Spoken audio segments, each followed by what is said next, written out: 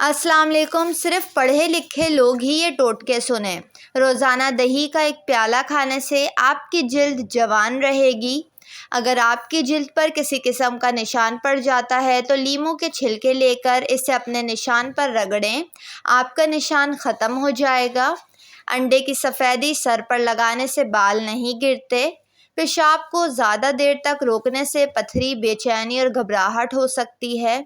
پیاز کاٹنے سے پہلے لیموں چکھ لیں تو آنکھوں سے آنسو نہیں آئیں گے۔ کھڑے ہو کر پانی پینے سے مرگی کا دورہ پڑ سکتا ہے۔ دودھ پینے کے بعد کبھی مچھلی مت کھائیں ورنہ جلد کی بیماری ہو سکتی ہے۔ پیشاب کر کے فوراً پانی مت پیا کریں ورنہ پیشاب پیلا آئے گا۔ گوشت کھا کر دودھ نہیں پینا چاہیے، اس سے دانت میں کیڑا لگ جاتا ہے۔ کھیرے میں بادام ڈال کر چہرے پر لگانے سے چہرہ جوان ہوتا ہے۔ چھینک روکنے سے آپ کو ذہنی دباؤ اور جسم میں درد ہونا شروع ہو جاتا ہے۔ بدہضمی کی صورت میں دودھ سے پرہیز کریں۔ گلیسرین میں مالٹے کا رس ملا کر آنکھوں کے ارد گرد لگانے سے آنکھوں کے حلقے دور ہو جاتے ہیں۔ نہانے کے فوراً بعد سونے سے دماغ کمزور ہوتا ہے۔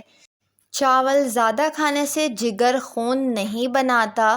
تھوڑا سا بیسن، ہلدی اور لیموں ملا کر گاڑھا امیزہ بنائیں اور اس کو اپنے چہرے پر لگائیں، انگلیوں پر لگائیں، سیاہ جلد صاف ہو جائے گی۔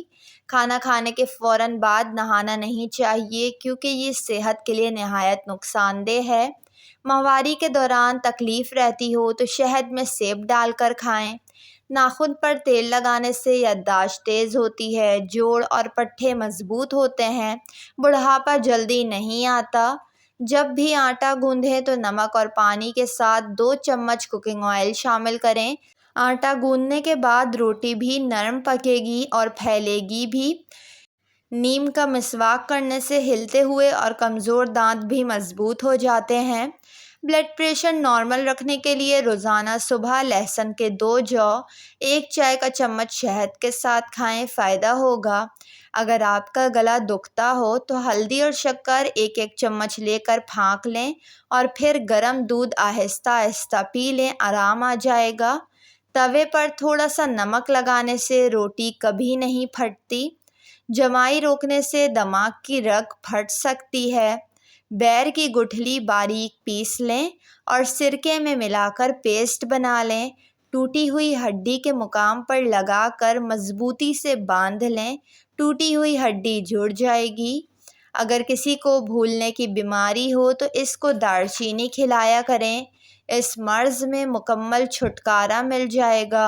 ویڈیو کو لائک اور چینل کو ضرور سبسکرائب کر لیں۔